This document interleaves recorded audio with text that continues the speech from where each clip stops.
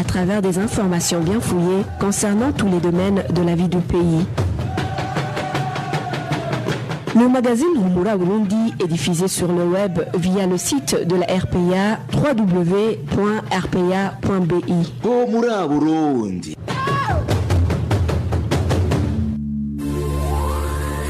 À la présentation, Janvier Ninina Hazgue. Vous êtes les bienvenus, chers auditeurs, au magazine Humura Burundi de ce mardi 28 avril 2020. Et passons immédiatement au titre du magazine. Au deuxième jour de la campagne électorale, la municipalité de Bujumbura et la province Kirundo ont été visitées par les candidats à la présidentielle. 2 personnes ont été blessées la nuit dernière par un groupe de voleurs en commune Rugombo de la province Chibitoke. Et un climat malsain règne parmi les militaires burundais en Somalie suite à un tract qui véhicule une tentative d'empoisonnement. Le développement des titres, c'est dans quelques instants. Et Steven Yungeko assure la mise en onde.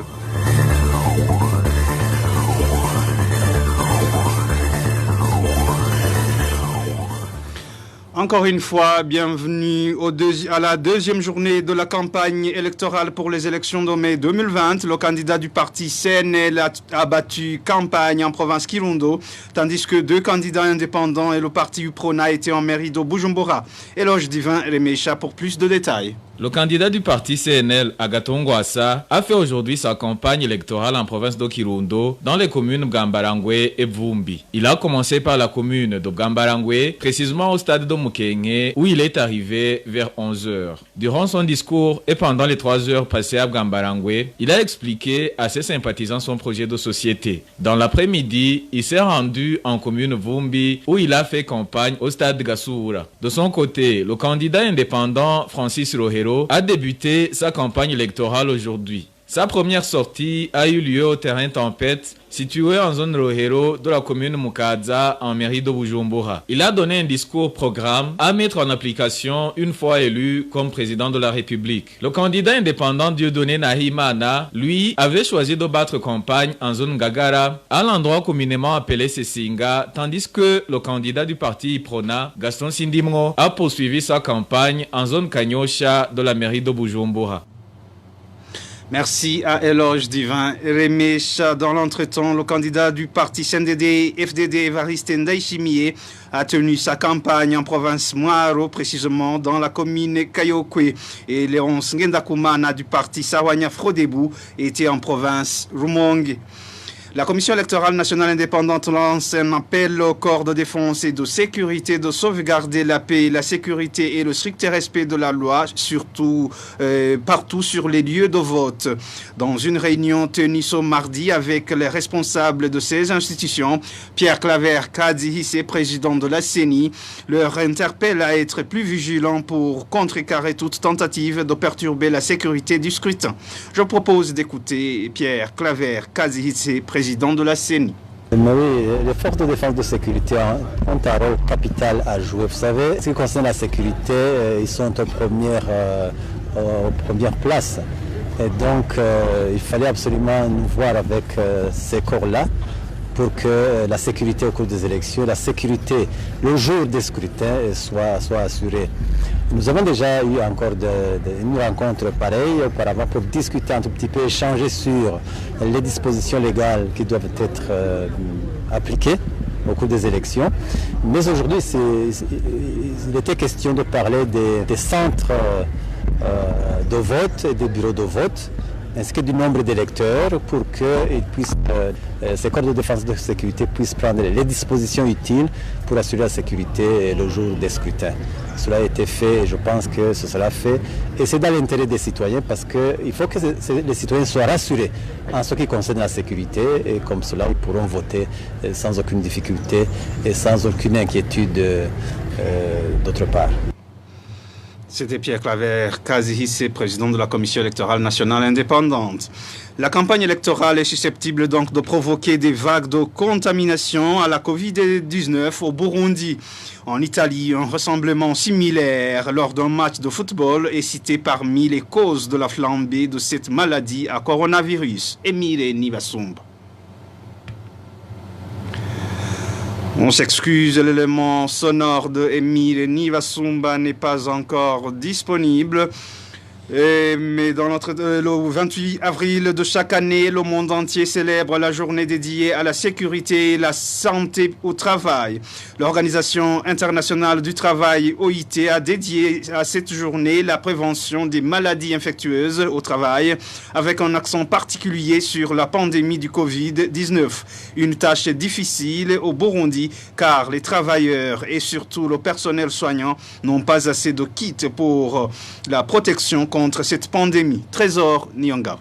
Le monde du travail est en ce moment très touché par la pandémie mondiale de coronavirus. Outre les bouleversements économiques et sociaux qui ont des conséquences énormes sur les moyens de subsistance et le bien-être de beaucoup de travailleurs, la maladie à coronavirus représente une menace pour la santé publique et plus particulièrement celle du personnel soignant, étant donné que celui-ci est tenu de continuer à vaquer à ses activités, de traiter des patients pouvant même être porteurs de ce virus. Cette année, l'objectif de la journée mondiale de la sécurité et de la santé au travail est de stimuler le dialogue tripartite national sur la sécurité et la santé au travail. L'Organisation internationale du travail, OIT en sigle, en tant qu'agence tripartite de l'ONU qui réunit des des gouvernements, des employeurs et des travailleurs, a saisi cette occasion pour sensibiliser à l'adoption de pratiques sécuritaires sur les lieux de travail pour faire face à cette pandémie. Il est également question de se concentrer sur des mesures à moyen et à long terme, y compris en matière de rétablissement et de préparation future, et plus particulièrement en intégrant ces mesures dans leurs politiques et systèmes de gestion et de fonctionnement au niveau national et au niveau de l'entreprise. La distanciation physique oblige une grande partie des travailleurs du monde entier à se tourner vers le télétravail.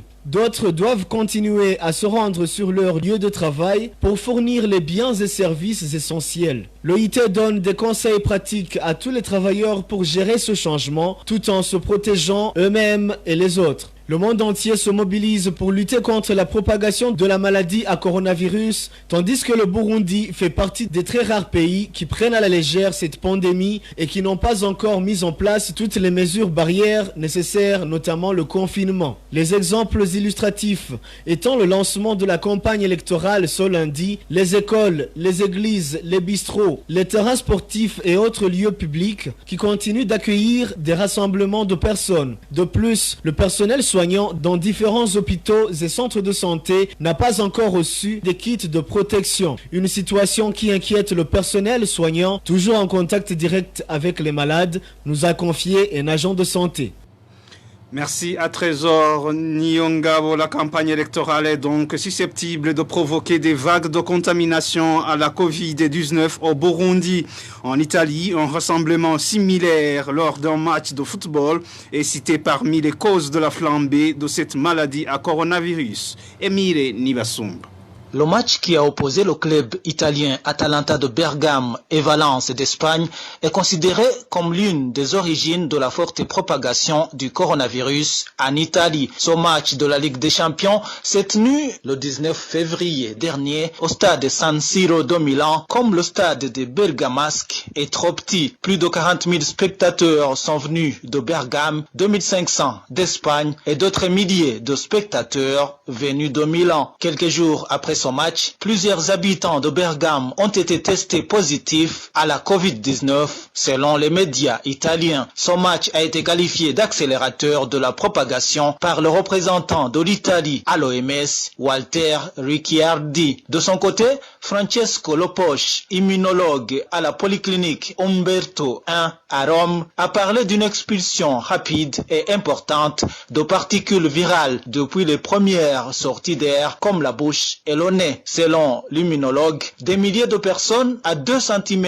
l'une de l'autre, encore plus proches grâce à des manifestations compréhensibles de joie à travers les cris, les embrassades. Tout cela a favorisé la réplication virale, explique Francesco Lopoche. Aujourd'hui, l'Italie compte plus de décès liés à la Covid-19 par rapport aux autres pays européens. C'est le second dans le monde derrière les États-Unis. Au Burundi, les rassemblements similaires au match Atalanta de Bergame contre Valence sont observés depuis ce lundi partout dans le pays. Dans la campagne électorale qui vient de démarrer, des milliers de Burundais se promènent et chantent ensemble. La distanciation sociale n'est pas du tout à l'ordre du jour. Certains experts dans le domaine de la santé estiment que cette campagne électorale peut provoquer une propagation à grande échelle de la COVID-19 dans le pays. Merci à Émile Nivasumba. Dans quelques instants, nous abordons la page sécuritaire. Retrouvez les différentes productions de la RPA sur Facebook, YouTube, Twitter et sur www.rpa.bi. Un homme et sa femme ont été blessés et de l'argent volé la nuit dernière dans une attaque perpétrée par un groupe de voleurs dans la localité de Marambo 1, commune Rugombo de la province Chibitoke. Ces voleurs ont été arrêtés par les forces de sécurité. Le point avec Clovis Nyonzima.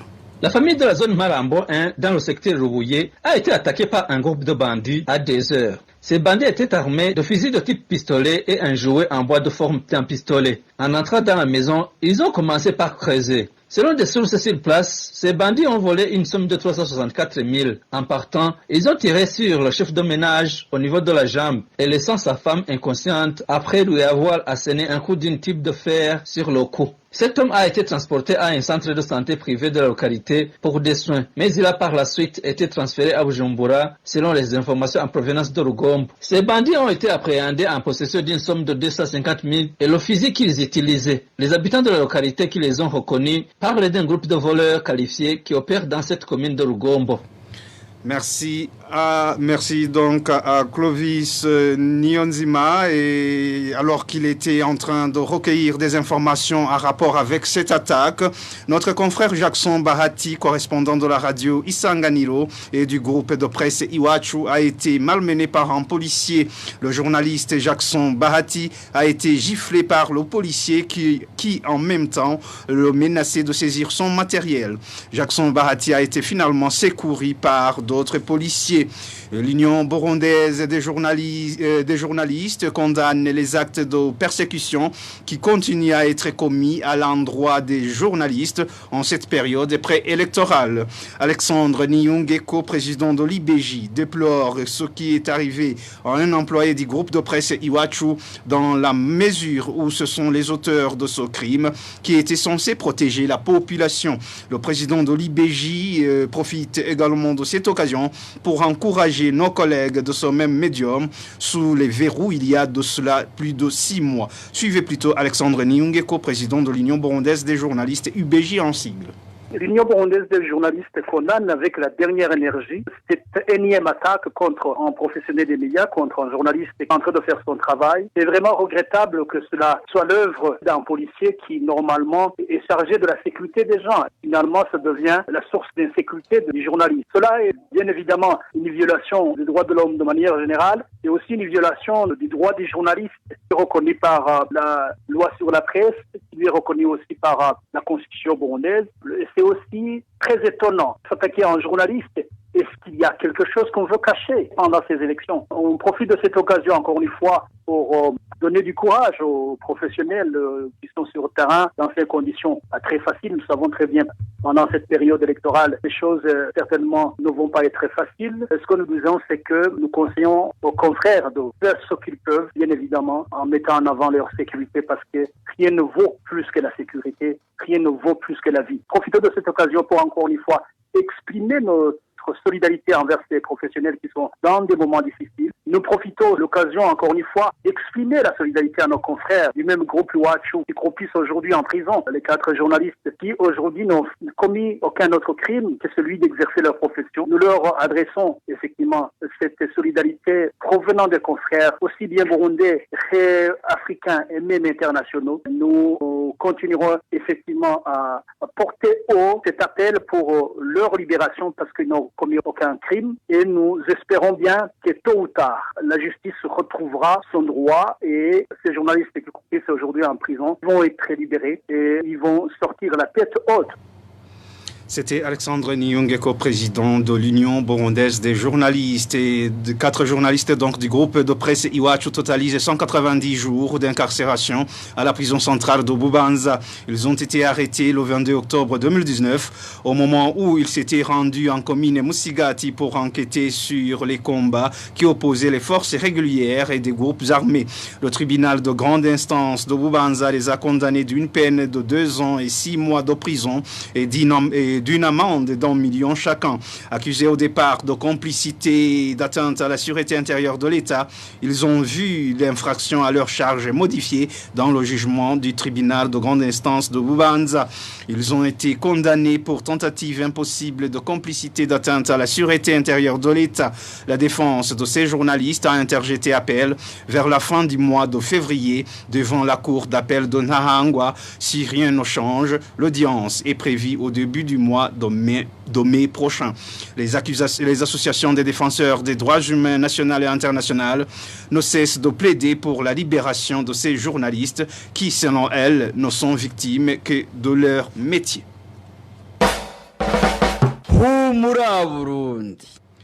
Climat malsain au sein des militaires burundais de la 12e contingent se trouvant en Somalie dans la mission de maintien de la paix. Ce climat est dû à un tract sur lequel figure la liste des noms des militaires qui essaieraient d'empoisonner les autres. Certains militaires de ce contingent indiquent que la plupart de ceux qui sont accusés sont les anciens militaires de l'armée burundaise ex-FAB. Le point avec Walter Kwizera.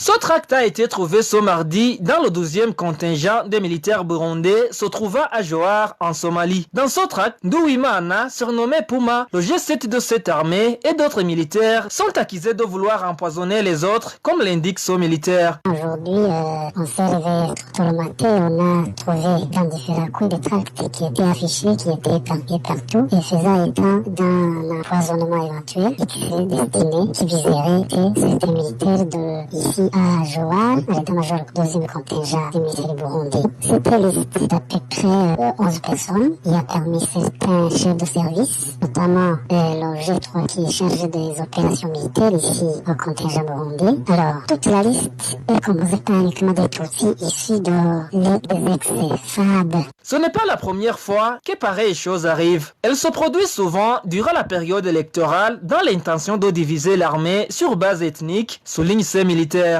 Nous sommes habitués à ce phénomène parce que pendant les élections générales, on est habitué à devoir les gens préparer ce genre d'histoire, comme quoi, en fait, ce sont des phénomènes, ce sont des opérations louches, c'est un comportement des uns qui vise à semer la zizanie et peut-être pour distraire les gens, distraire le commandement. La liste est dressée dans ce tract compte 11 militaires, tous de l'ethnie Tutsi. Pour le moment, les militaires de ce contingent demandent à leur commandant de trouver l'auteur de ce tract qui sème la division au sein des militaires qui, par ailleurs, partagent le même repas sur la même table. À ce propos, la rédaction a essayé de joindre Floribert Viereke, porte-parole de l'armée burundaise, mais en vain. Merci à Walter Kwizera. Enfin, la Croix-Rouge commence à déménager les habitants de la zone Gatumba, victimes des inondations, vers les tentes. Cette activité se fait pour que les victimes des inondations qui logeaient dans les salles de classe puissent libérer la place afin que les élèves étudient convenablement. Ces habitants de Gatumba plaident d'être assistés davantage, car même ceux qui logent dans d'autres endroits sont en difficulté. Les détails avec Vicky Chris Nineleti. Les tentes pour abriter ces victimes des inondations de la zone localité de Rugarika et les autres à la 2e avenue, tout près du camp militaire de Gatumba. Ces tentes sont montées par la Croix-Rouge. Les victimes qui ont été prioritaires pour être déménagées vers les tentes sont celles qui occupaient les salles de classe pour ne pas perturber les cours du 3e trimestre. Malheureusement, les tentes sont moins nombreuses par rapport au nombre des nécessiteux. Les victimes des inondations qui logent dans des églises et dans des mosquées demandent aussi d'être déménagées car elles éprouvent des difficultés dans ces endroits. En plus du logement, ces habitants de Gatumba, victimes des inondations, demandent d'être assistés également en vivres. Et voilà, mes chers auditeurs et auditrices, c'est sur ce reportage de Vicky Christine Heretse que nous mettons fin à ce magazine Humura Burundi de ce mardi 28 avril 2020. Merci pour votre aimable écoute. Merci à toute l'équipe de la rédaction. Merci à MST Nyungeko pour la bonne collaboration technique. À la présentation, vous étiez avec Jean-Denis Nina Hazoué. Passez de bons moments chez vous.